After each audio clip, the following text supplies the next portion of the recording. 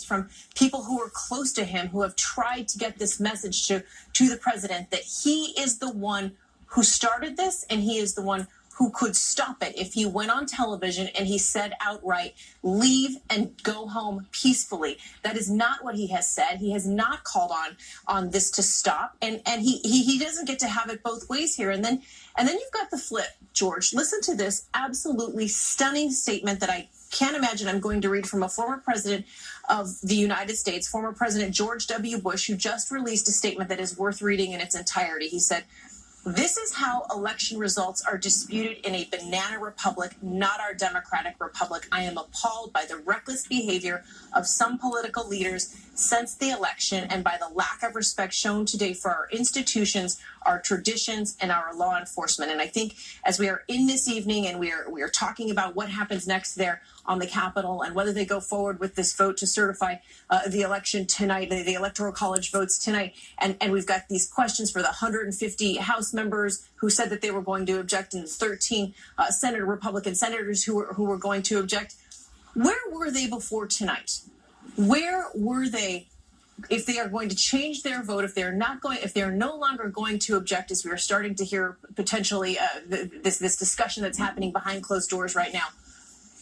Do they get off the hook for what we're seeing here tonight? If they were planning to object in their votes today, and we are here right now, are they at least partly to blame for what we are seeing in the Capitol as well?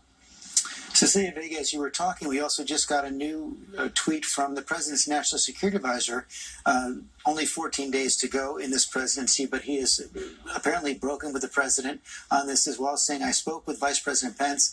He's a genuinely fine and decent man. He exhibited courage today as he did at the Capitol on 9/11 as a congressman. I am proud to serve with him." A break of sorts, of course, the vice president was doing his constitutional duty.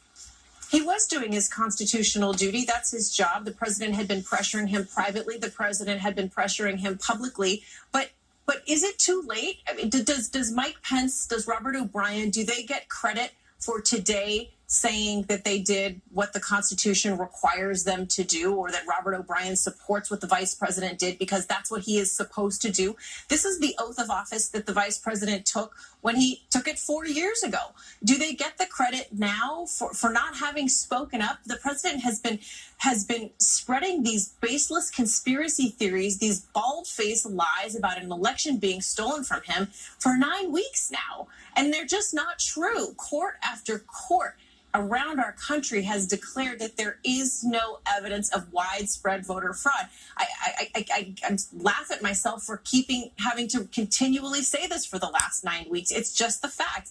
But the president has been spreading these lies, these mistruths, and his aides, including Mike Pence and Robert O'Brien and people in the highest echelons of this administration, have stood by his side, and they have not spoken up. And so I think that there are serious questions for them as to whether they are part of what we're seeing here today as well.